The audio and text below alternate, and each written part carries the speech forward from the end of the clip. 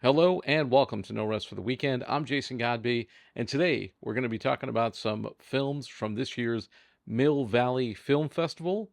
But first, we got a brief word from our sponsors. Brought to you by BlackMagic Design, the world's highest quality products for the feature film, post and broadcast industries. BlackMagicDesign.com, the Tonkawa Film Festival, celebrating short films from around the world. Tonkawafilmfestival.com. And by Dehancer. Use the promo code RABBIT to receive 10% off Dehancer products. Dehancer.com. And joining me now, he's our man on the West Coast and the man behind actuallypaid.com. It's Mr. William Hammon. Welcome back, Bill. It's been a minute. Good to be back. Yeah, it has been a minute. It really has been a minute. I was trying to figure, when's the last time we did one of these? What was it? Was it Slam Dance? It might have been Slam Oh Dance. yeah. You covered Slam Dance out there out on the West Coast for us. So we got a lot to talk about. I want to get to it right away. What is your first item up for bid? Well, we got to start with the biggest one. It was just an accident. This is the Palme d'Or winner from Cannes this year. Already the morning line favorite for international feature because, like The Seed of the Sacred Fig last year, this was made in Iran in secret by a director who the regime wants to punish and imprison. This is done by Jafar Panahi, who was basically convicted of going against the regime. He was ordered to prison for, I want to say, something like 6 years. He only served 7 months, but he also got a 20-year ban on doing his work. Not going to stop a true artist. Just like his previous film, No Bears, done completely in secret with actors that are risking their freedom basically to do this film. A lot of the crew list themselves anonymously. And really, when I saw it, I was like, this shouldn't anger too many people. I mean, yes, it is critical of the Iranian regime to a point, but it's not nearly as overt as his previous works or as other Iranian works of the last few years that are shunned and censored by the government. So what happens here? It's almost like a dark farce. Like at times it plays like it's a mad world, only with torture. So basically, you see this government official named Ekbal with his family. They're driving around at night, and he gets into a small accident. I think he hits a deer or something or a dog on the road. It's sad for his daughter, but it's they're driving it at night and dark outside Tehran. It's there's not really much in the way of lighting. He goes to the nearest mechanic he can find, and while there, one of the workers, Vahid, recognizes Ekbal's voice as a man who tortured him while he was in prison. He was a political prisoner, and Ekbal, who is nicknamed Pegleg because he has an amputation and uses an artificial limb, was apparently quite the enforcer and interrogator. So Vahid, the next day, takes it upon himself to kidnap Ekbal so that he can get his revenge, basically. But since he never actually saw Ekbal's face when he was in jail, he was always blindfolded, he can't be sure that it's actually him. So he goes to old contacts, other political prisoners, and eventually a wedding photographer and a bride and groom and just a random guy on the street, like a street hustler, they all get roped into this van adventure where they're trying to figure out what to do with this guy and if it's even the one they're looking for. It's very darkly comic because it's a way for them to process their own trauma and, have all these strangers come together as a group. But at the same time, you literally have a woman in a wedding dress talking about executing someone. Like, this is dark, but it's also really funny and lighthearted in places. Like, the way Panahi just balances the tones here is really amazing. I can see why it won Cannes. Like, this is the type of film that prestige festivals just eat up. And as such, France has now put it forward as its official entry for the Oscars next year. I would say it's in good with a very strong chance of winning because, the Academy loves political messaging, even though, again, this really isn't a message on the Iranian regime so much as it is just police brutality, essentially. Any country that has anything representing some kind of, repressive authoritarian regime could stand in for Iran here. Any any system that, you know, is harsh on their uh incarcerated population could stand in. Like there's nothing, about the religious order of Iran's regime, the Revolutionary Guard or anything like that. There's really nothing concerning women's rights. I mean, like, there's a couple of mentions of, wearing headscarves, but nothing that's overt like Seat of the Sacred Fig was or others of that nature.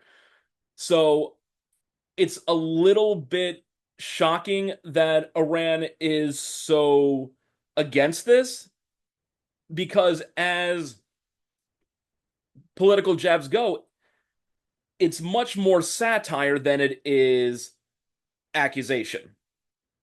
And again,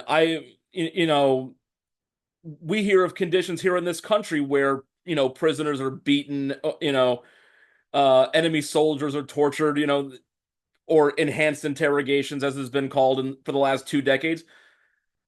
It doesn't seem unique to Iran as far as the negative stuff,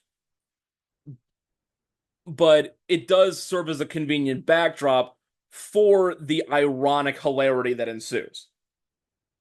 And again, Panahi just balances the almost polar opposite tones expertly here.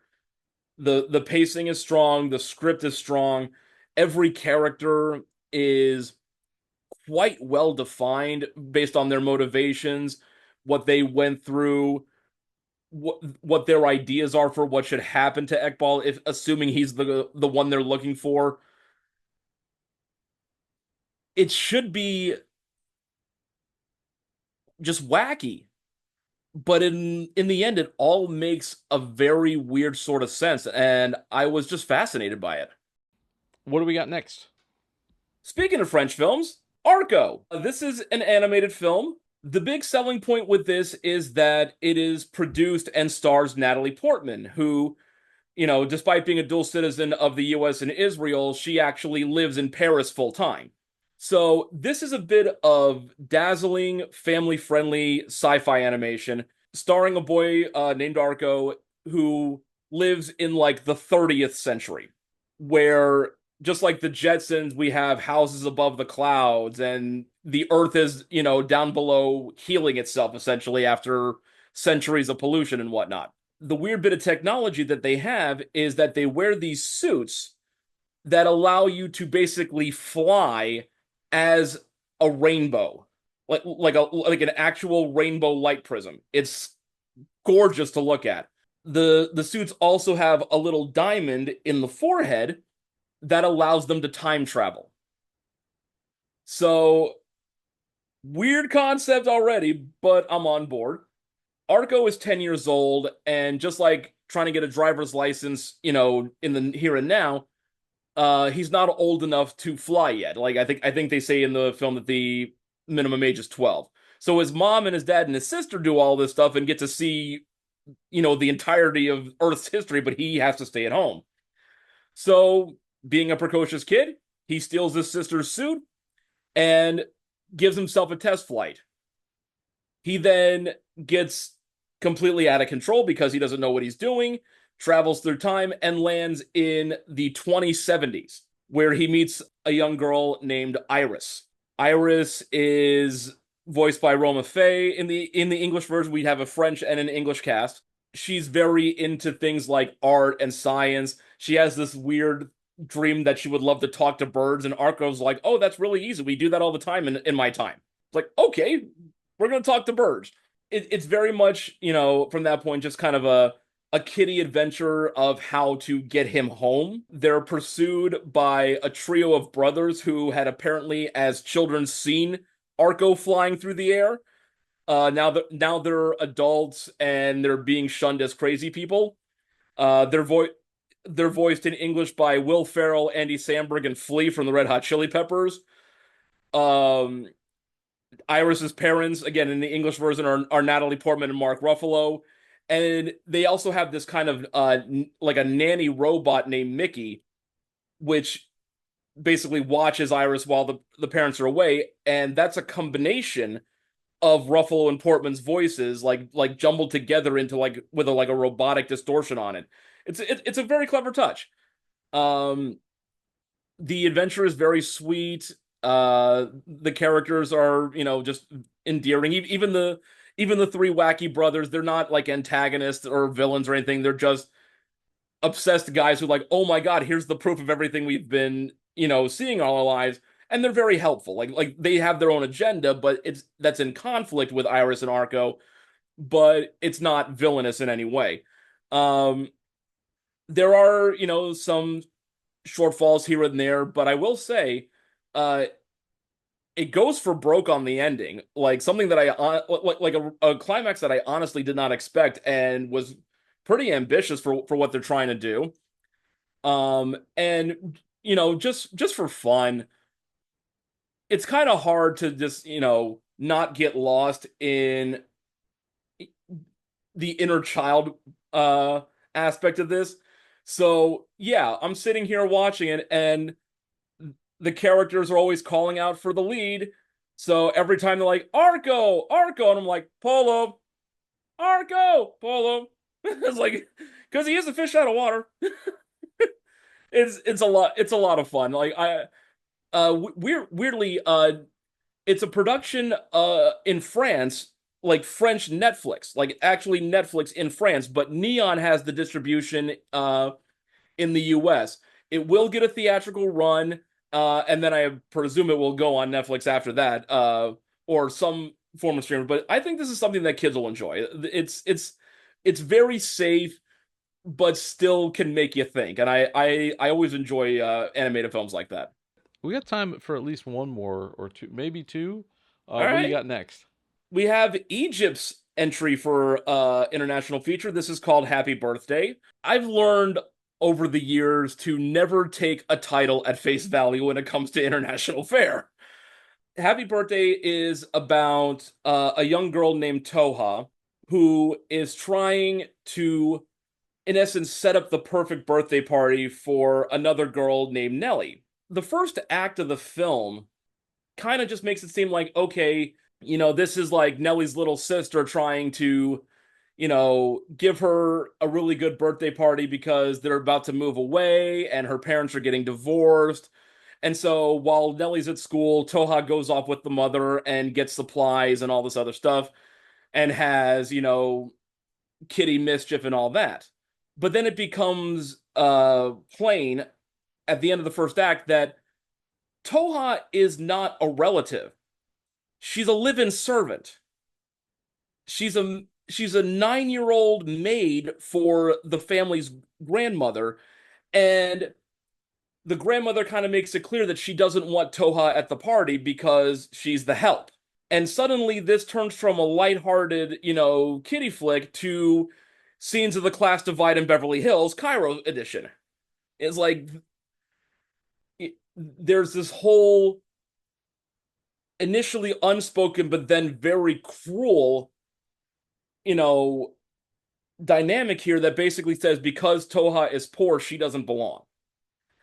The house where Nellie lives is in a huge gated community in Cairo.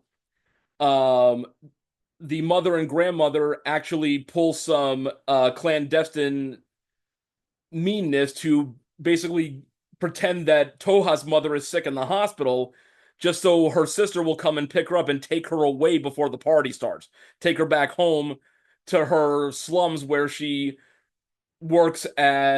family works as river fishermen in the Nile. And it's like this dichotomy of basically being able to live a good life because you're in a well-off home as part of your job versus everything that she doesn't want to be a part of in her actual life.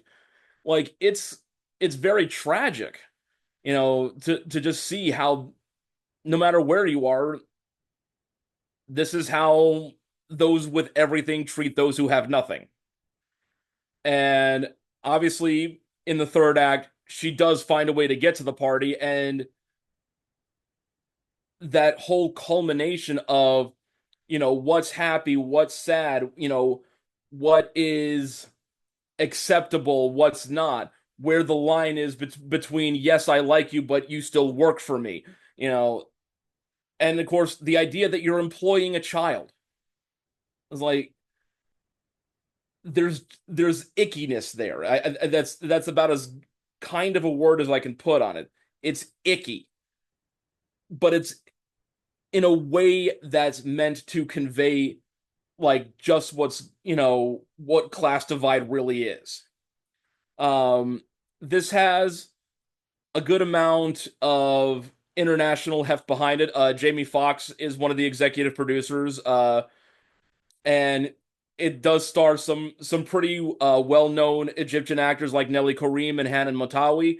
So like this is uh something that very much has some weight behind it. I believe it won international feature at Tribeca this year. Like this is going to compete. I can't imagine it won't at least make the Academy shortlist come December, if not get nominated. And yeah, seeing seeing the class divide from such a young point of view, it really does help get across like those moments where every child has to learn the hard lessons, see how cruel and how mean reality actually is.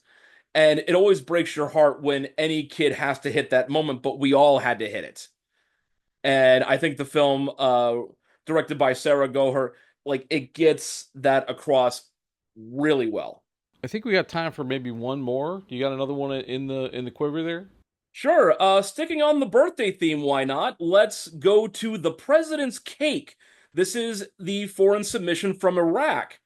Another one that might get some serious consideration because it has big names as far as the, financial backers.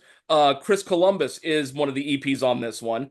This takes place back in 1990 during Operation Desert Storm, back when Saddam Hussein was still very much in power. Back in back during Hussein's regime, it was law that the entire nation had to celebrate his birthday.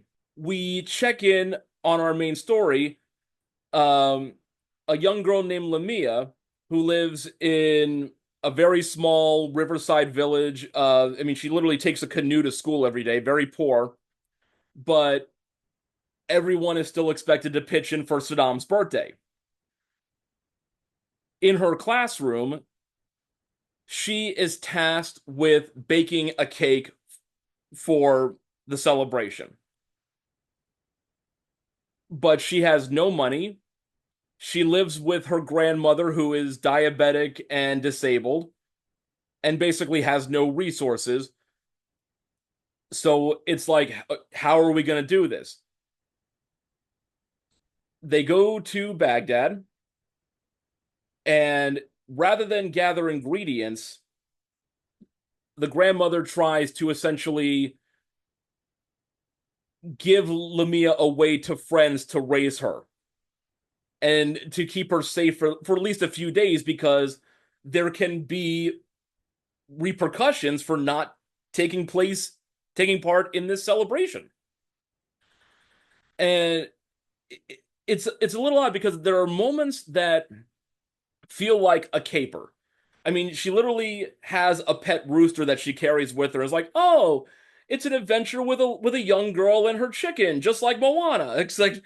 Except now it's in the desert. But no, there's a lot of social commentary. Lamia has a friend named Saeed who uh is the son of a disabled beggar, and he steals from people. He's like he's this film's Artful Dodger, basically. He has to, gather fruit for the festival, so he just steals it. And he helps, Lamia in her quest, but it's like, what is this girl meant to do? She runs away from her grandmother when she realizes she's about to be given away. So now you have a search for the girl with the adults in the city and the kids trying to get eggs and sugar. Like it's the most casual thing in the world. And the big contrast here, I think, like to say a movie like Just an Accident is, like I said there, Jafar Panahi expertly balances the tones. This one, directed by Hassan Hadi, is a little bit murkier when it comes to that. There's a little bit more of tonal whiplash as we go between the Lamia story and the grandmother's search for her and all of the interconnected near misses that they have along the way. And it's enjoyable. I mean, these characters are well defined and very well performed by the child actors, especially. Um, but there were times where it's like, okay, what's the real motivation other than this nebulous fear of reprisals? Why does she care so much about making this cake when she can see around her that her grandmother is in very ill health and she's trying to give her outs to not have to do this? Like, it's like, why are you pressing on? So there were moments where I was like, I wanted to just dive all in, but really couldn't. But at the same time, on a meta level, this film does represent something important because, you know, 15, 13 years after the events of this film was when we invaded Iraq for the second time and actually deposed Saddam Hussein, you know, tried him and executed him and installed a new government. A lot of the middle-aged and older actors, they lived through that. So 20 years on from Saddam's death, we now have this film put out in Iraq and endorsed by the Iraqi government to say, yeah, this is how far we've come. Whether you agree with the war or not, I certainly didn't. You know, false pretenses, no WMDs, all that other stuff. You kind of there's always that argument that no matter what you think politically, the world is a better place without Saddam Hussein in it. And this is Iraq kind of showing that. Like, we're able now to look back on this, to shine a spotlight on it, to comment on it, knowing that there's no danger of any kind of violent pushback or suppression. We can actually talk about this honestly. The absurdity of a dictator declaring his birthday a national holiday that everyone has to participate in, regardless of their resources, at a time when American planes were bombing the place and resources were rationed and famine was starting to set in.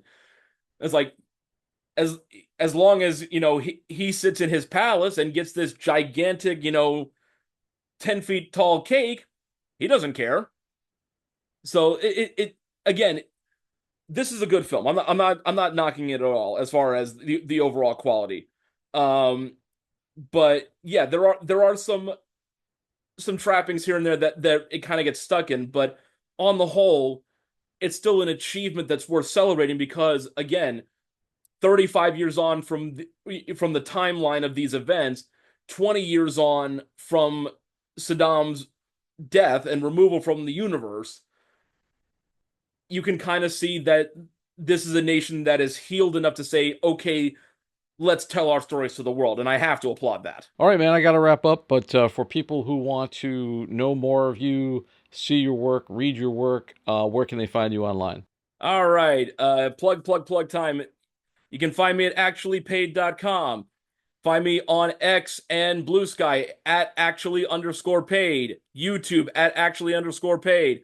The channel's been a little light on content the last few months, but I'm getting my mojo back, so we're going to start ramping things up hopefully pretty soon.